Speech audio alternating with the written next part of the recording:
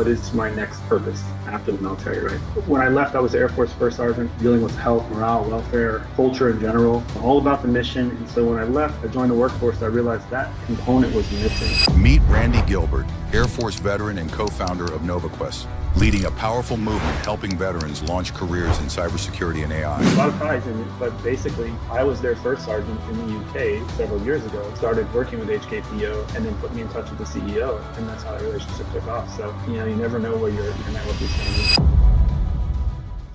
What's up, everybody? This is Ryan Van Ornum back with another edition of the Milpreneur Podcast. Today it's brought to you by Synergist. Synergist is your fractional operations company that helps you grow exponentially faster at a fraction of the cost. Go check out synergist.com. Also, while you're at it, please go and like, comment, and subscribe to our videos, whether you're listening to us on Spotify, Apple, or on the YouTube channel as well. So thank you so much for tuning in today. I am really excited to have Randy Gilbert with KnovaQuest. Randy, how the heck are you today? Hey, Ryan, I'm doing good. Thanks for having me. Absolutely, man. One of the things I'm really excited to learn more about KnovaQuest, but you got your beginnings back in the Air Force, right? That's right. Yeah, all the way back in 2002, I joined the Air Force. Okay, what was your role in the Air Force? So I had a couple roles. I was in the Air Force. I started out in security forces, military police for my Army folks. And then I did that for about 10 years, traveled all over the globe doing that. I had a blast, but it was time to move on. And then I jumped into the intelligence community where I was a sensor operator for the RQ-4 Global Hawk. Fantastic mission. I finished on my Air Force career as an Air Force First Sergeant, and then I retired as an E8. Very nice. So you played many different roles, whether it's on the intelligence side, getting your teeth kicked in at the security forces, Red Man training, that kind of stuff as well. That's right. I've been through that myself. I totally understand, man. That's a day that people don't ever forget is Red Man training. Would you? No, you do not forget Red Man training. That's for sure. So you spent 20 years? 21. Yeah. Okay. So after 21 years, and then you decided to retire, but then you started KnovaQuest. So explain what KnovaQuest is. Yeah. So KnovaQuest has had a few iterations as I try to figure out what I want to accomplish, right? And I'll share a little bit of that story, and it kind of all goes into what is my next purpose after the military, right? I think it's something a lot of veterans struggle with. So when I left, I was Air Force First Sergeant, dealing with health, morale, welfare, culture in general, all about the mission. And so when I left, I joined the workforce, I realized that component was missing in a lot of organizations, especially the small, medium-sized businesses. And so I partnered with a friend of mine that I've been friends with since like 2006. Him and I launched KnovaQuest. He's also a veteran, also with security forces and a first sergeant. And we started in that space. We wanted to impact culture. We would come in and do surveys, help organizations figure out how to get over that hump and optimize their operational impact through culture. Fast forward a little bit, we started to try to shift gears into the military transition space because that's kind of where our passion was, right? We both just were there, and we want to turn around and help those who are coming through that.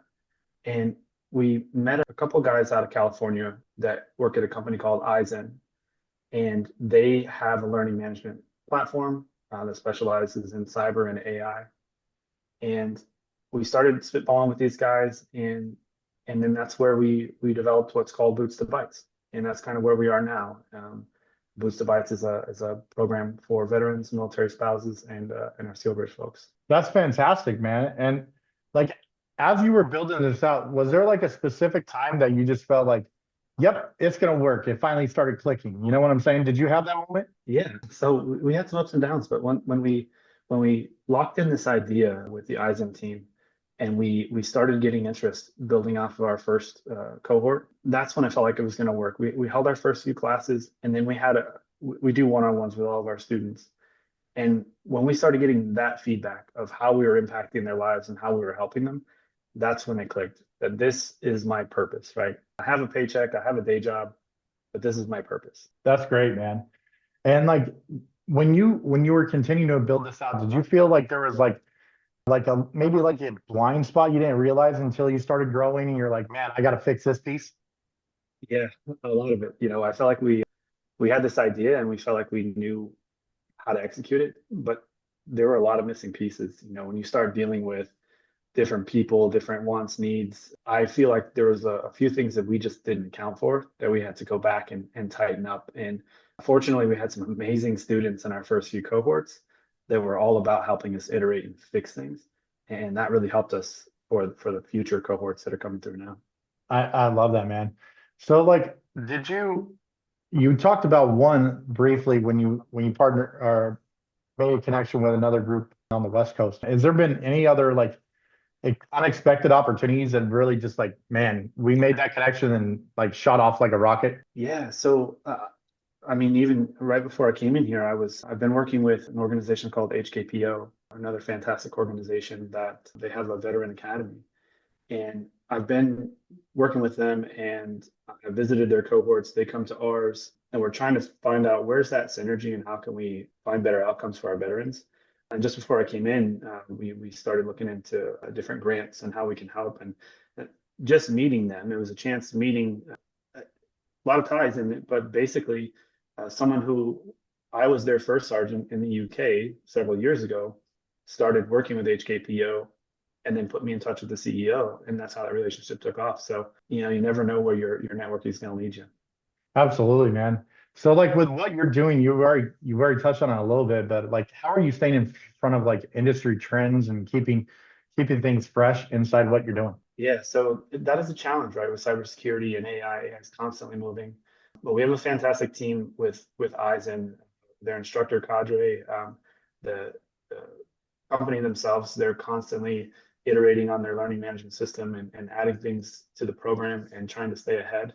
But the AI program we do is machine learning. So it's not necessarily, the front end input that people see when you log into ChatGPT and you say, hey, plan my trip for me. A lot of our students come to us thinking that's what they're going to get. But what you're getting is how to build the AI itself. How does it work behind the scenes? And so the Eisen team really works hard to stay ahead of that. On the career readiness side, Boosted Bytes is a two-pronged approach of hard skills and soft skills. On the career readiness side, I'm constantly out there networking with heavy hitters in the space, teams at 4Block and HKPO and O2O and all the big hitters. I'm constantly working with them to try to make sure that we're staying ahead and offering our students all the latest and greatest. That's fantastic, man. One of the things that I think about too is like when you started this company out, you've had probably gone through several different iterations. How do you keep that culture? Like, because culture is so important in business. Yeah, it's because we are all in that same mind frame of what's next. And I think a lot of that spawns from being in the military. Constantly, I think I PCSed 11 times in my 21-year career. So it was always what's next, what job is next, what commander is next, what mission is next. And so that's kind of the mentality we're bringing into entrepreneurship is what's next and how do we keep iterating to provide better outcomes for veterans. One of the things that you're really like focused on is like how to build the leadership side inside of those connections with your students. Yeah, absolutely. So, like I mentioned, part of our career, the whole program is career readiness. And in that, we're focusing on your leadership skills, but also how do you exit the military? What is life like outside?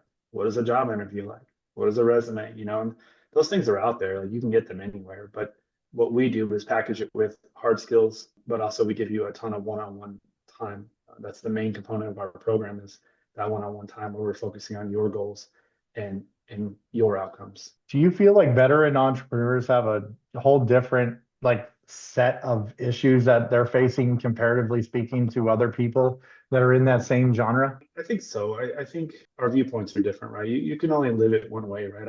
I am only a veteran, so I can only see it from that perspective. But the challenge and blessing that I have is, like I just mentioned, what's next. And so it's hard to settle.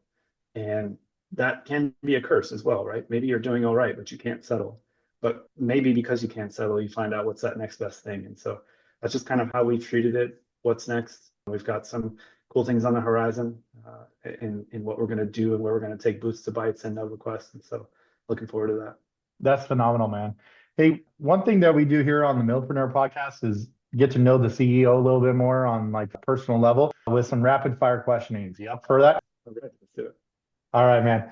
Hey, do you have like a book that you got your nose in right now, just reading through, trying to, step up, or just read for fun? Yeah, so the last book, the book that I'm reading now is actually the new Dan Brown book. Nice.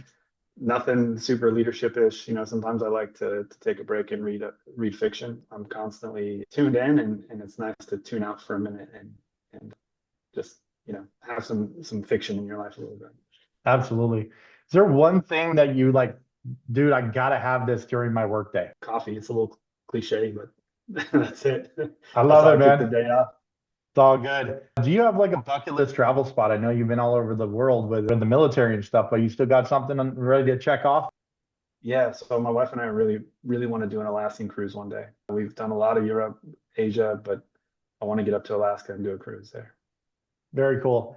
If you had one superpower, what would it be? Yeah, that's a tough one. I don't really know. There's nothing profound about it, but I wouldn't mind just being able to teleport, skip all the travel. Exactly. A little Nightcrawler action from the X-Men, right? That's it. Yeah. I dig it. Are you an early bird or a night owl? I am an early bird. Yeah, definitely. Past 8:30 is a struggle. Very, very cool, man. Do you remember the first job you ever had? I do. Yeah, it was KFC. Yeah. Working those fryers, huh? The 26 spices or something like that? Yeah.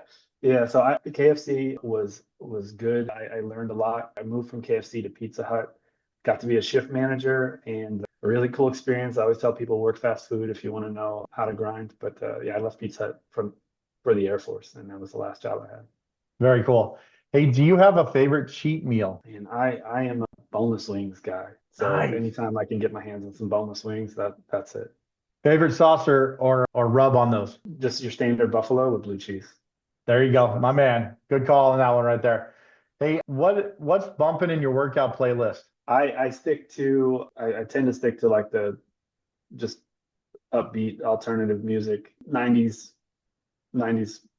rock kind of stuff. Little Three Doors Down action. Yeah, I do like some of that stuff too. It just keeps me upbeat, takes me back to my childhood. Nice. Little Third Eye Blind. I like it. Dig it. Good stuff, man. Last one is, if you could have dinner with any historical figure, who would it be? Yeah, that's a good one. I wouldn't mind having dinner with, say, like a George Washington. What's going through your mind when you're setting up the country? I love it, man. Very cool. Well, you absolutely destroyed that rapid fire questioning, man. Well done. Didn't feel that way, but thanks. All right. Hey, one thing, like let's take you back in time, not teleport, but let's time travel a little bit, okay? So take you back to when Randy was going into the Air Force. All right. You go back there and talk to your former self. What's one piece of advice you give them? I think about that often of what possessed 19-year-old me with zero experience in life to make a decision that changed everything for me. I would say you're doing all the right things. I would say continue to be courageous in your decision making, because that for someone that was 19, growing up in a small town, not coming from the best background, to make that decision was super courageous. And I think about that all the time. I don't know if I could remake that decision as an adult. Isn't it crazy? Like when you look back at your life and stuff and you're like, I'm going to take this leap of faith. And then, you look back 20 years and you're like, God damn, I'm so proud of what I did. Right. Yeah. Yeah. I think a lot of it has to do with when you're 19, you don't really calculate all the risks. And I think, when you're in your 40s, you look back, you calculate too many risks, right? So maybe you don't make that decision or take that leap. But at 19, and I was fine doing it, and I'm very thankful I did. Absolutely. Hey, what lesson do you hope people take from your own journey? Yeah, that's a great question. I really focus on my kids. I have 3 children, and I just want them to look at what I've been able to accomplish, and know that they can do that and more. They have the opportunity, and just keep pressing forward, and one step at a time. Absolutely, man. Where do you see yourself in like 5 years? 5 years, I would love for NovaQuest to be doing well at the mission that we're trying to accomplish. I want to be able to create outcomes and for veterans, military spouses, and I also want to help people on their journey. I want to look back in 5 years and say, I can't even count the amount of people that we've helped. Man, that's fantastic. And I absolutely love what you got going on, man. If people are interested in your services, how can they get a hold of you guys? Yeah, you can get us at NovaQuest.com. You can get us on LinkedIn. And those are the best ways, honestly. If you want to reach out and find us on LinkedIn, that's where we're at. And that's where we spend a lot of our time sourcing students and stuff. Awesome, man. Well, Randy, it's been an absolute pleasure having you on the Milpreneur Podcast today, man. Thank you for your time. Appreciate you. Yeah, Ryan, thanks for having me. Good to be here. Absolutely, man. Ryan Van Ornum signing off for the Milpreneur Podcast. Until the next time, make sure that you go check out Synergist, our sponsor for the day, and make sure you like, comment, and subscribe to our videos on Apple, Spotify, and YouTube. Thank you so much, Randy, for coming on again. And until the next time, everyone, stay blessed and take care.